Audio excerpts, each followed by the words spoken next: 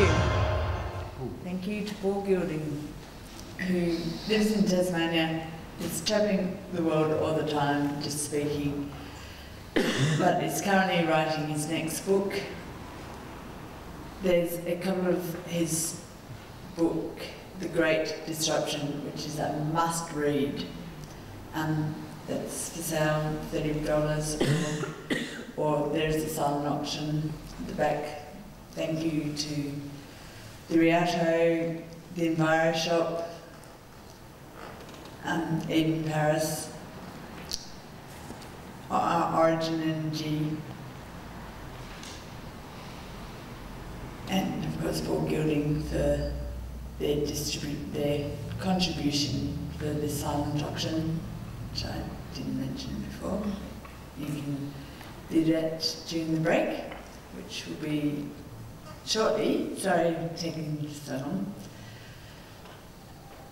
I'm rapt that Paul has mentioned about what we can do, and it's marvellous that Beyond Zero Emissions has actually a solution in tackling climate change. Thank you very much to Ben Robertson. And thanks to BZE.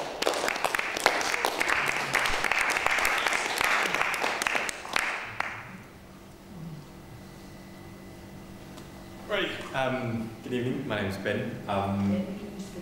Sorry, we'll do that. I'll turn this around. I think it's in Ben Quarters. No, sorry, just So, hello again, my name is Ben. I'm here on behalf of Beyond Zero Emissions to basically take up the theme started off by the previous talk of the can-do aspects. Move to the side. Is that better? Okay. All good? Lift the microphone. Lift the microphone up. How's this? Okay. Okay, stealing all my thunder here. There we go. Okay, starting off again, Ben once again. Beyond Zero Emissions again. Okay. There we go.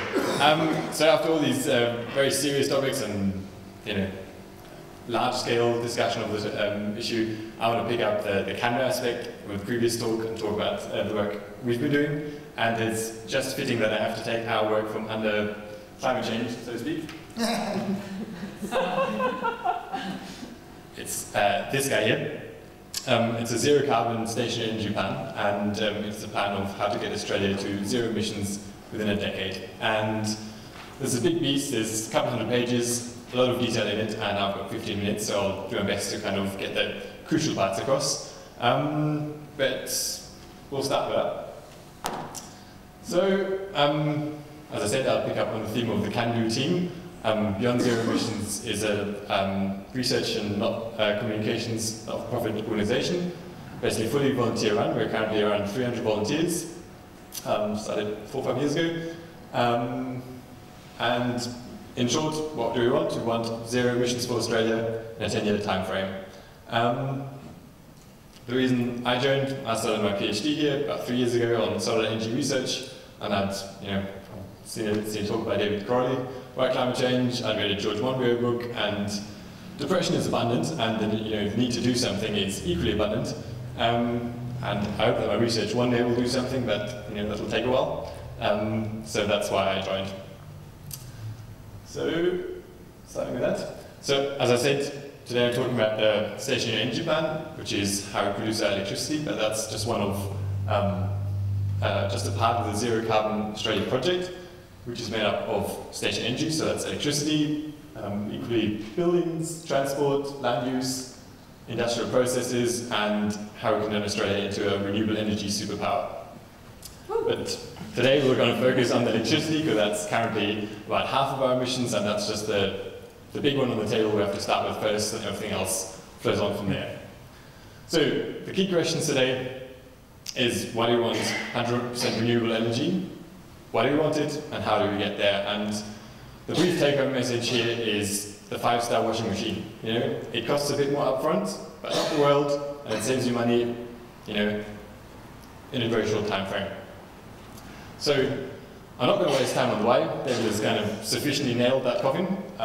We just accept that as kind of where we have to start off with, and move on to the therefore question. So what? Therefore, we should do this. And to pick up the numbers that David so freely presented, and I have to use the graph. So this is from a colleague of David's this week, Hans-Joachim Schellnhuber. He's the director of the Potsdam Institute. It's the kind of leading German climate science institute. And this is basically the cake graph. I explained it as the Big Mac graph. So basically this is the per head emissions across various countries. And this is the reason we want to get to zero emissions in Australia, because, well, I'll just explain that. So if you're in America, you're currently at 20 Big Macs per day or per year, and the doctor's saying that's just too much, so you have to kind of cut that down. If you're in Germany, you're still on a high Big Mac diet, around 10, but you've got a bit longer before the heart attack gets you home.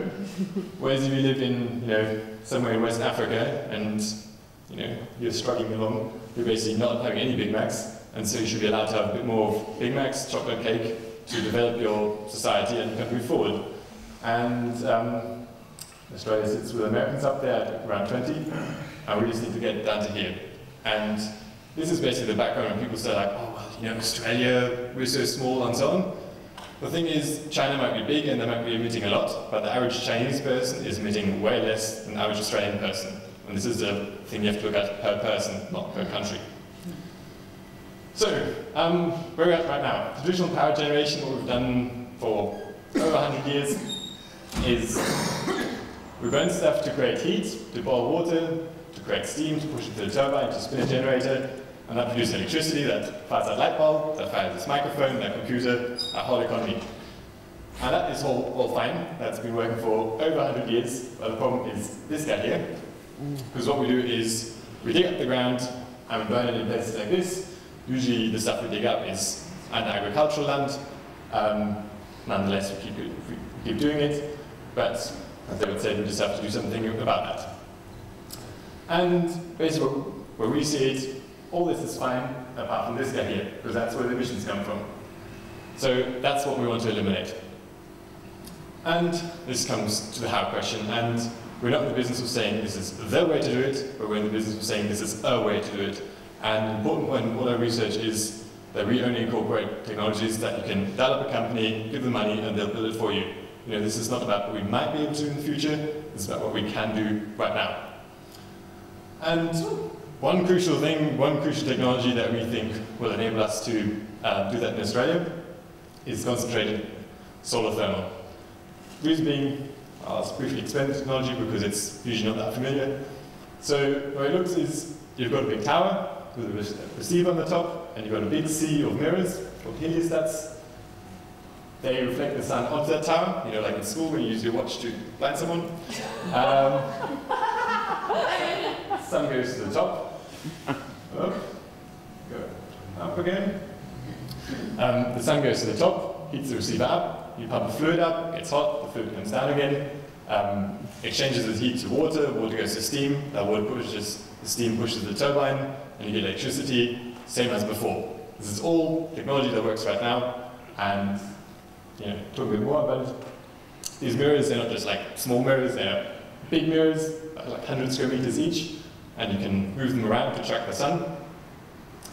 And this is just a picture from one of those plants in Spain, and you can see how that receiver is glowing white hot, and the actual receiver is a kind of dim part in the middle of the white area, and you see it looks kind of slightly less white because it's just actually really black, so it absorbs all the sun and, you know, uses it for heat rather than reflecting it off as above and below. These two gentlemen, left and right, that's Tony Windsor and Roscano, who were invited to visit one of these plants in Spain to see how that looks in real life rather than just in a fancy diagram. And they're actually not at the top of the tower, because otherwise they just like burn and evaporate. They'd be halfway up.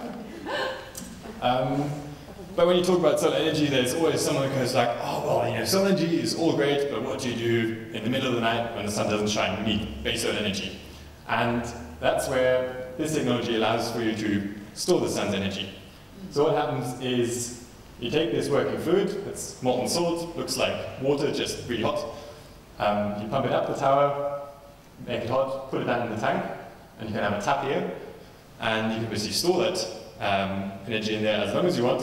And when you want energy, in the middle of the night, whenever you want to turn your kettle on to have your cup of tea, just turn the tap, the heat comes out, you produce steam, and you get electricity. So this technology allows you to have solar energy when the sun isn't shining.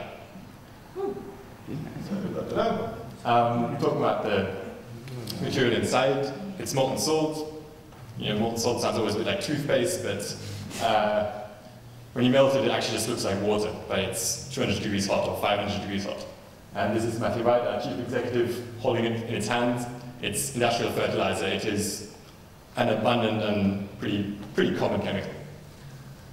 The tanks, the equivalent is, you think of my laptop battery that's going to have maybe 2.5 years and be expensive to replace. If you think of your thermos can that's in the back of your kitchen cupboard and has been there for the last 20 years and still working, these are the same. This is just like hot storage tanks. It's a thermos, it's not complex technology. They're just really big. So the idea of using the sun's energy to produce steam and so on, that's been around for 80 years. Some guy built it in Egypt in 1930 something. But taking it to the commercial level and using the storage element was actually propagated by the Americans during the 1990s. And they commercialized it, but then they ditched it because they didn't like it. But fortunately, all these other companies bought up the rights to do it because they thought it makes great financial sense to do this, and they just went forth and prospered and started building in, for example, in Spain. This is the Torres Solar Gema solar plant, 20 megawatts, and that produces solar energy in the middle of the day, in the middle of the night, in the middle of summer, in the middle of winter, for 20,000 Spanish homes right now. And it's just the beginning. In the US, California is a big state, but next to it is Nevada, it's a big desert state. Previously useless, now suddenly it's prime real estate to stick up your solar plant, and they're building massive solar plants over there. And just by going from 20 megawatts to 110 megawatts, the price comes down considerably, like nearly a third, depending on exchange rate. And that's just the beginning. The Americans are building a lot of it. Spain, regardless of what they're doing in financial business, they're building a lot of it. China is building a lot of it. And if you wonder what the relevance to Australia is, this is a map of how sunny it is. And if you look at this map, there's no other country in the world with so much sunshine as Australia. So if you wonder what the relevance is, can't help you. So that's the one half thing. The other half with renewable energy is wind power. It's been around for yonks and been commercialized for 30 years. And these are an example of the turbines that we've specified in the plan. Enercon turbines, 7.5 megawatts, big beasts. Just to give you an idea of how progressive technology is, global investment has increased 30% per year for the last 10 years. I don't know many of your market things that have improved by 30% every year for the last 10 years. It's like a massive burst. And people talk about China building a new coal plant every week. If next time someone tells you this, you should actually politely inform them that they're building so much wind power than that. And this target to have 150,000 megawatts, that's several times Australia over, by 2020. They're smashing that 5 years early. They're going to hit that target in 3 years' time. So they might even have much more by 2020. And then you think, oh, China, their planned economy, that's kind of different to Australia, but then Denmark, 6 million people somewhere tucked away in Northern Europe, they had 20% in 2010, and they're aiming for 50% by 2020. So if they can do it, then, And just as a kind of feasibility thing, we're proposing all over 6,500 turbines as part of our plan. Sounds like a big number. In Sweden, they just put up a wind park with 1,100 of these exactly the same turbines. It's totally straightforward. You put up a company, and they build it for you. So, what difference does that make? Over 30 years, for each one of these turbines you put up, you save yourself 507,000 tons of carbon dioxide you would have otherwise have to produce in a coal-fired power plant. So each one of these turbines has a ginormous impact in terms of numbers of emissions you can save. So that's all very nice. If you look at, things we talked before, if you can produce all this renewable energy and then we just go forth and, waste it all away again.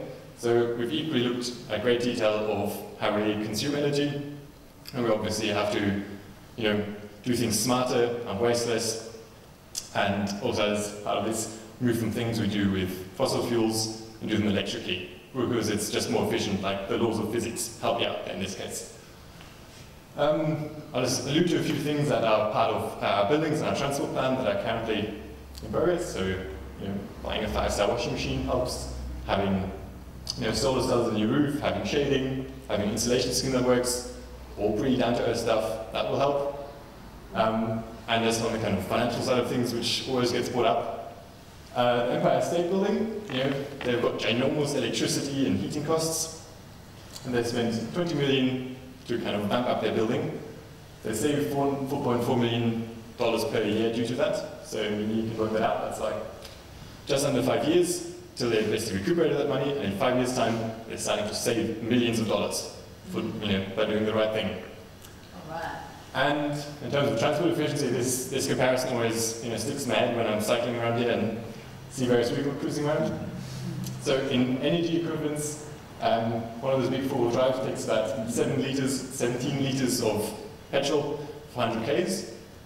Carries, in theory, 5 people, usually one angry person. And equally, that tram out there uses about, in energy equivalents, 16 liters per 100 kilometers, but can carry nearly 200 people. So when you're talking about efficiency, it's not about 2-3% here or there. It's ginormous orders of magnitude that you can save by electrifying transport. So putting all of that together as part of the plan, concentrated solar thermal with storage is a big part, wind is a big part, and upgrading our electricity grid so we can put all of these parts together. So what we're proposing with the concentrated solar thermal power, so you've got these 12 sites across the sunny parts of Australia close to where people live. So you take one of those 220 megawatt modules, take 17 of them together to have a solar region, and take 12 of those, and you've got 60% of Australia's energy demand met. And in terms of the area you would need, you read those things of we need more space than we've got, and so on and so forth. The total area occupied by those, if you put all those sites together, is a square, I think, like 35 kilometers squared. And just for comparison, there's a cattle farm up north that is owned by the state of Brunei that's bigger than Brunei itself. So you're not only very sunny, you're also very big. So space is not an issue. In terms of wind power, same thing. You go along the windy places, close to where people live. You take one of these 7.5 megawatt turbines, take 300 of them together. Keep in mind in Sweden, they put 1,000 of these together, so it's not like a absurd project. It's a totally normal project. And you take 23 of those wind sites across Australia, and you get the other 40% of your electricity demand met. Electricity grid, the white lines is what you've currently got. So you've got kind of not one Australian electricity grid. You've got one big eastern one, kind of, one down in the west, and a few squigglies along the way. So you take that, you upgrade it with these high voltage DC and AC lines, and what they are basically is just like a long distance electricity pipeline. It's what they use in South America and in China to connect their dams somewhere far away to the big cities, and it's equally the same technology used to connect Tasmania to the mainland. So equally, it's technology, you can call up a company, and they'll build it for you. So that's what the whole beast looks like. This is the plan you can have with technology. You can buy today. In 10 years, you can make all of Australia's electricity supply baseload proof, all year round, 100% renewable. So that's basically the blueprint that we've come up with. The proportion of electricity production is 60% solar and 40% wind, and the remaining, conservative backup, we use the existing hydro, of which we've got a fair bit, and biomass crop waste. So then people go like, oh, that's all great, but you might be able to produce all that electricity, but will you be able to produce it at the time when I want to have my cup of tea? So, we've looked at all these demand curves, all this data is available. So this is your Australian electricity demand. You see it kind of goes up a bit in winter, when we have longer showers and turn the lights on early, so you see a bit of a bump. So if you look at the wind you get, you see some days there's a lot of wind, and you could basically meet all of your demand just by using your wind turbines. But then there's other days when it's obviously not windy. But then, if you remember the solar thermal storage plant, you can just like turn the tap and get the electricity out when you want it, and that's where you meet your demand. And for those few times in between, that there might be not enough in the tank and not enough wind, that's where your hydro backup comes in. And that's 100% renewable, 24 hours a day, all year round, with zero emissions. And that's what you can have with technology that's around today. And, if you propose to stick up a new coal-fired plant or a gas plant or a nuclear plant, whatever, next to a neighborhood, they're usually not all that happy about it. But we've had launches in Kalgoorlie, in Roma and Charlotte, and currently there's a big campaign in Port Augusta, which are all places that we've designated as potential solar thermal sites, and all the locals are, they're very supportive of what we've got, because rather than an emitting coal-fired power plant, you've got a solar thermal plant there, and there's also all these long-term aspects of you're in a drought-stricken community. In Germany, lots of farmers love having a wind turbine on their land, because some years you get more or less money for your crops and so on, but there's a big wind turbine, and the wind always blows, so you make money up there, and the cow eats down there. So, in terms of like drought-proofing ourselves, there's also lots of capabilities. Again, lots of detail in this report that you can ask me about in terms of looking at the jobs and the resources, how much steel, concrete, glass, aluminium, nickel, lithium you need, how many people do you need to build this, and the short version is you can do it. It's just completely in scale of what we're doing right now. We're not for profit, we're non-partisan, so we don't advise on whether you should build things here or buy them from overseas. So for the plan, we've just specified that half of the things are built here and half are bought overseas.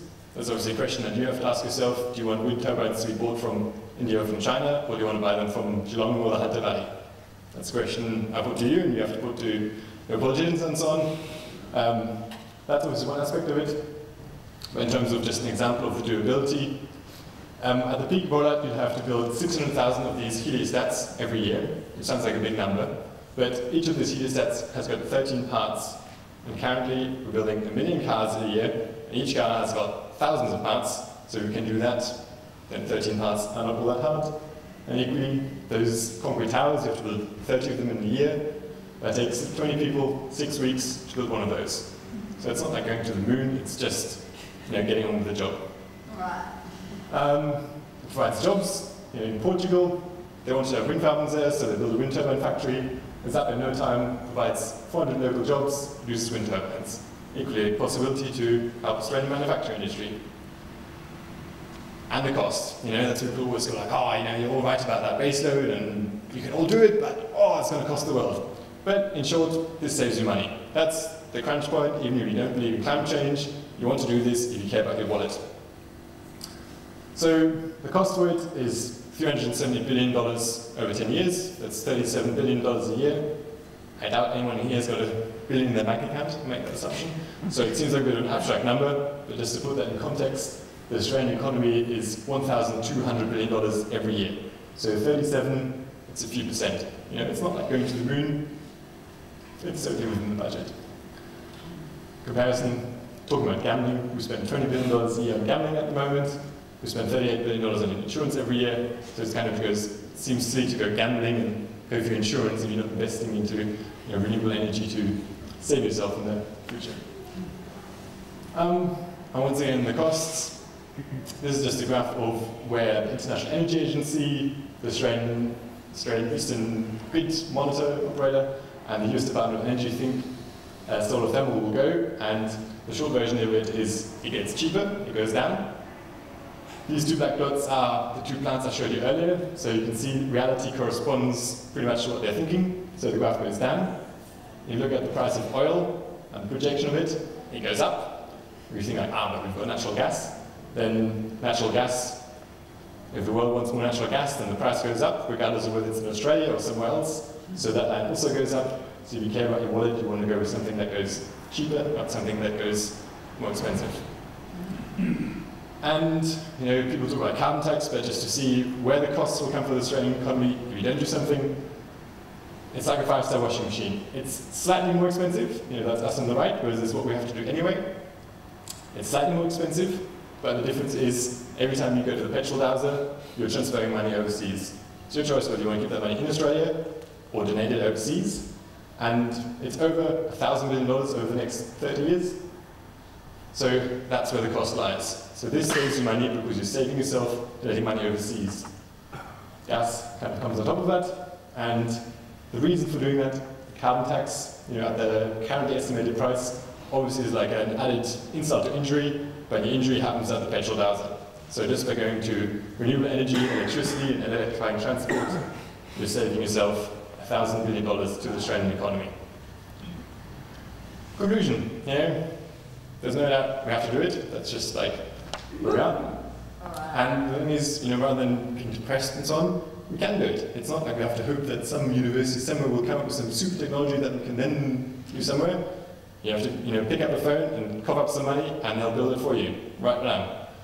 And to put it into a bit more of a crunch point, your choice is for each mirror about a bit bigger than the size of that amp there, but yay big, of solar thermal plant you put up, you're saving yourself burning 20 tons of coal. So 20 tons of coal, that would be a good pile from me to the wall, somewhere like that. It's either that or your bathroom mirror, okay? And in terms of opposition to this, there's basically 4 reasons why people oppose to it. And there's financial, technical, social and political reasons. And the one thing that we really wanted to put into a coffin and put away is the financial and the technical aspect. The short version is it saves you money. So the financial argument is for us. The technical argument is it's not in the future, we can do it right now. So that just puts it squarely in the realm of the social and political will. It's not about what we can do it, it's what we want to do. And we've had lots of support for it. We've given this presentation to, I think, around 20,000 people so far around the country. We've briefed this to politicians in Canberra. We do lots of things, but we need to get the message out there. So what can you do? So here's a shameless plug for us. You can volunteer with us. And we do a donation that's tax deductible. We're currently hoping to get 2,000 baseload supporters to help us with ongoing donations so we can get this whole ZCA project. Not only that one plan, but also those plans going. So currently we've got around 300, but we need another few hundred to get to 2,000. So if you would like to do that, we've got donations for the tax deductible donation form over there. You can buy reports. And the next time someone is opposed to this, you don't have to convince them of the one world government or science or ideologies or morals. You just have to convince them of a 5-star washing machine. Okay, so that's your answer. So with that, thank you very much.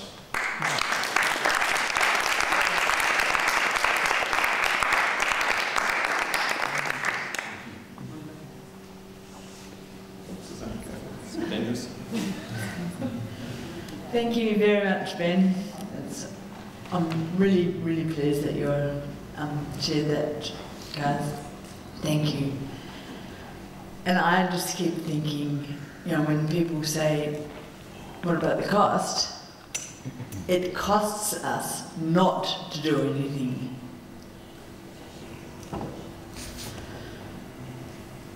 I'd like both Ben and David to come up now to answer any questions you may have while I go and get the children who have been preparing a drawing/sculpture competition out of recycled material to present to you. So David and Ben, please. And your questions. Thank you.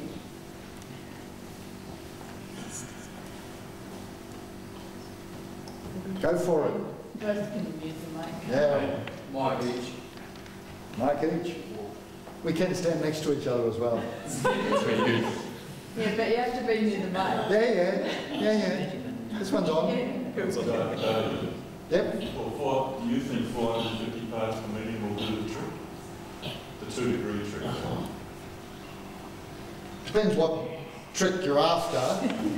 But, so, best estimate for 50% chance of exceeding 2 degrees above pre-industrial levels based on current science and no surprises, is 450 parts per million of CO2 equivalent. But most people wouldn't accept a 50% risk on anything, except they were going to win the lottery.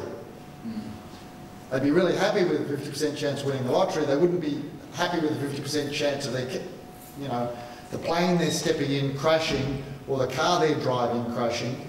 Yet we're planning a 50% risk of the planet we're living on getting hotter and hotter and exceeding this supposed threshold for dangerous climate change.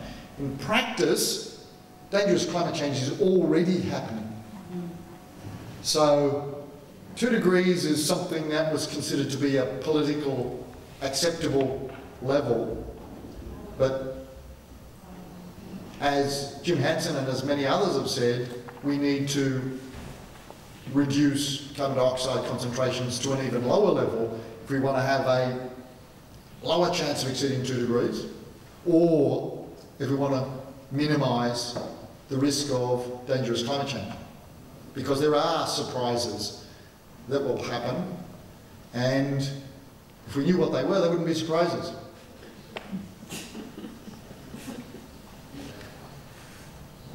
I've got a question for Ben. Yep.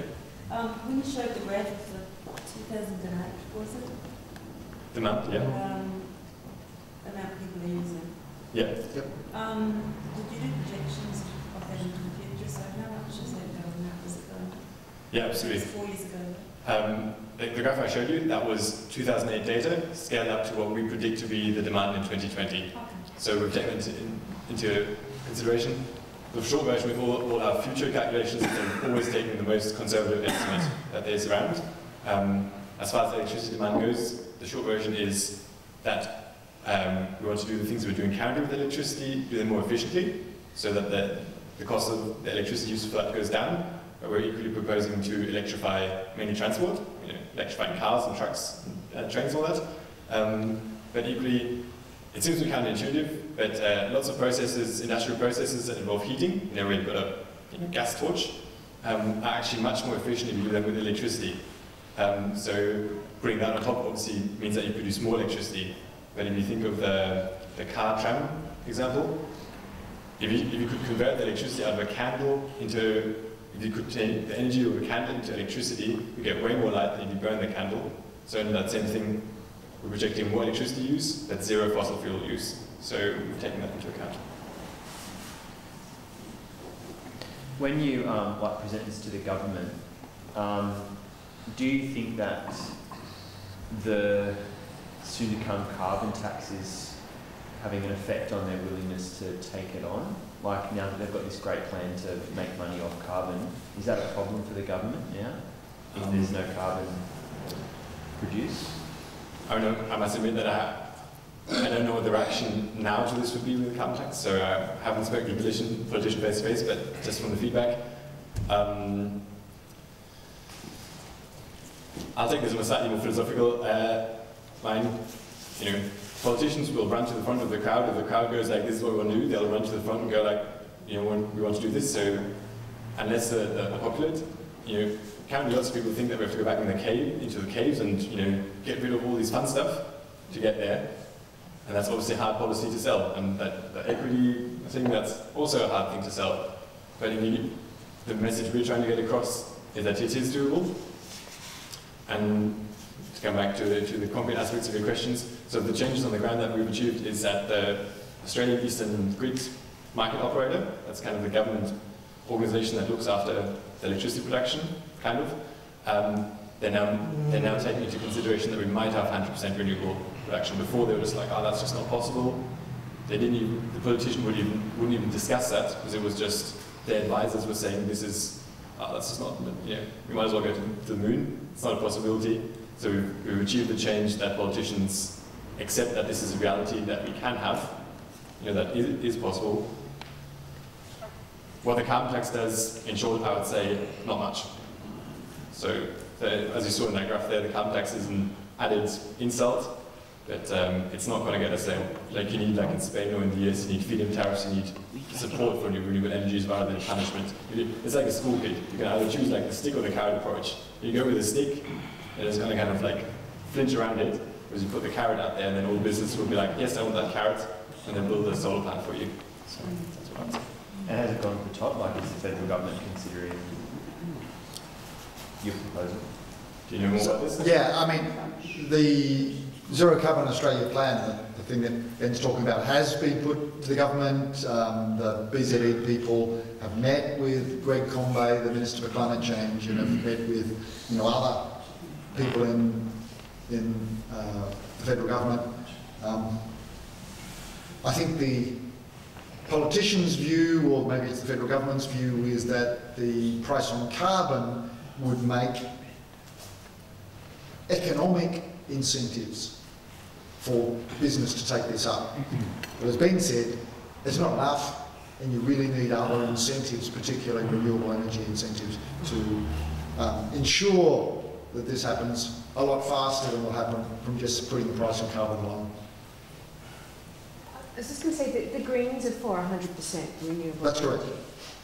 And so there is a party that's, the time frame might be slightly different, but so as far as there's different obviously views within political parties. And on that note, just on the practical winning the argument point, if you got someone in a huge who hates boat people and so on, you want to convince them of like global equity, good luck to you. That's that's a big ask. But if you just you have to win the argument where they're kind of soft, and if someone's doesn't care about other people but about their wallet, you just have to get them there. And usually that kind of goes. It's closely correlated, the care and the wallet sensitivity. So you just have to see who's in front of you, and if a party is for prosperity for Australia, then this is the way to go. And you don't have to that would be my practical battle plan. That's it. So is there anything in particular that you think the Greens aren't doing that you think they should be doing? Getting enough votes. Other than the policy, is there anything that you want the Greens to improve as far as policy goes? I mean, obviously there's a carbon tax, but are there other things? The most important thing would be a feed-in tariff. So the feed-in tariff. The Greens have been supporting. Going? Greens have been supporting. Yeah, that's one important thing. A feed-in tariff, it's just the carrot, the economic carrot, rather than the economic stick to get people to do things. That's the one thing. You mean a tax on companies to No. So a feed-in tariff is a way that individual renewable energy suppliers get paid to provide electricity. So it's essentially enhances a distributed network so that people who, for instance, install home systems, solar panels, get paid for the electricity they produce, not the reduction in electricity that they use. And I don't have that, but from what I gather from people who have, they're quite sceptical. Like they think it's a bit of a scam, that whole concept. Like that they actually aren't getting anything back from power companies in terms of, even though it says in the thing that they, they produce more energy than they use. There's obviously currently an issue that you're forcing a company to reward someone who's doing something against them. So there's obviously a bit of an issue there. But just in Spain, those thermal plants came into place because the government put in that incentive, so you get paid a bit of an extra to kind of that you're competitive to produce electricity. It worked a treat in Spain, and it worked a treat in Germany. Germany has now put up 20 megawatts of photovoltaics. That's enough to power half of Australia, kind of, and that's an effect of that. And I think in terms of policy, we're politicians, and coming to the Greens, I saw a talk about Adam Bands a year and a half ago, and they all feel the burden of having to deliver the bad news to society of this is also hard, but that's where we come in. We want to say, this is good for you, this is obviously challenging, but it's rewarding. At the end of it, we're going to have zero emissions for electricity production, and then hopefully zero emissions for the rest of the economy. You'll save money, all those things. That's a positive message to tell to people, and I think politicians are grappling with the aspect of having to deliver the bad news, but they've got all this good news sitting around and they're not picking it up. So do you feel you've answered the question completely, or is there anything else other than the feed-in tariff, which Christina does speak about frequently? Are there other things that they can... I'm sure there are. But there's nothing obvious that you can think of at the moment. Got to increase the RE2, the renewable energy target. Yeah. But the Greens also have a target, much higher target for renewable energy Well, that's true. proportion. So, and it's ramped up, but yeah. On a more sinister side, that subsidising fossil fuels at a massively greater rate than subsidising renewable energy is obviously the kind of elephant in the room that no one touches. But There are lots of deniers, though. There are armies and armies of them out there, and they send you emails all the time. I know, but why aren't Australians listening to scientists on this one? Why is the message getting less and less important to Australians? There are lots of different answers to that question, and they're all partly correct, and or till paint part of the picture. Part of it is that each of us prefers to hear information that supports our existing views, to receive good news, or to hear that we're, good people. We don't like to be told that we've been bad. We don't like to be told that we have to change our ways. We don't like to receive bad news. If we can avoid it, often people will. So, spreading doubt or seizing on misinformation allows companies and individuals to continue to do what they're already doing, and potentially even to increase what they're doing if you're in mining or energy companies. So the psychology of acceptance of, if you like, bad news is really tough. And I'm not a psychologist. Following on from that question and your comment on it, it's been said in a number of times by a number of people that the 3-year term of Australian governments is an impediment to long-term structural change, and what you're suggesting is something that's got to be done within a 15 or 17-year time frame. Are you proposing any changes to the political system to sort of make your plan more achievable? I don't have a plan. Ben's got a plan. I'm just a scientist. I tell you what will happen if certain things are done, and I'll tell you what other things will happen if certain other things are done. I don't have a plan. I just come along for the ride and tell you what will happen when you go off the cliff. It's clear to me that democracy and, voting is an important way to enable the vast majority of people to have a say in government. Other people have said that what we really need is a benevolent dictatorship, as long as it remains benevolent. And we have no control over that, as demonstrated in lots of other countries in the world. So I would like us, and I do have individual faith in democracy, but based on what's happened in the last 25 years since I started working on climate change, and during that period, greenhouse gas emissions have gone up by 60%, I'm not optimistic for a rapid turnaround, but I'm confident that we can do it. As Paul Gilding said, given a crisis, there are plenty of examples of democratically elected governments responding quickly to issues before it gets too late. but the short-term governments means that they just try and get out before the next crisis arrives. Whereas if you had, say, a longer-term government, you know, they can put off the bad news because they can get something done. I might comment this from a kind of the mundane everyday business of renewable energy industry and so on. The argument of Australia just being such a small country and those emissions, that also comes the other way, that actually, regardless of what Australia is going to do, the rest of the world is just going to go there. You know, Germany's put up so much photovoltaics in the last few years, it's stupendous. The Chinese are building so many wind turbines, and then one day Australians will be like, no one's buying a natural gas. Okay, we'll do it. But it's a question of whether you want to have the opportunity cost of like building all these new gas plants and then being like, oh bugger, you know, they're really expensive. And this is just going to happen.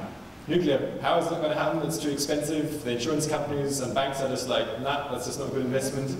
Google is building, the internet requires a lot of electricity, so Google is building these solar thermal power plants because they're like, well, the internet, it's electricity, this is cheaper. It's just going to happen. Politics is a big part of this, but Australia's got the choice of, you know, whether you want to have your wind turbines built in Geelong or whether you buy them from overseas. And that's kind of more where the question lies in this regard. This is going to happen, and it's just a question of when it's going to happen and how much you're going to cough up for it. Can we just have Paul's question and then... Can I ask about, as I read the age quite a bit, there seems to be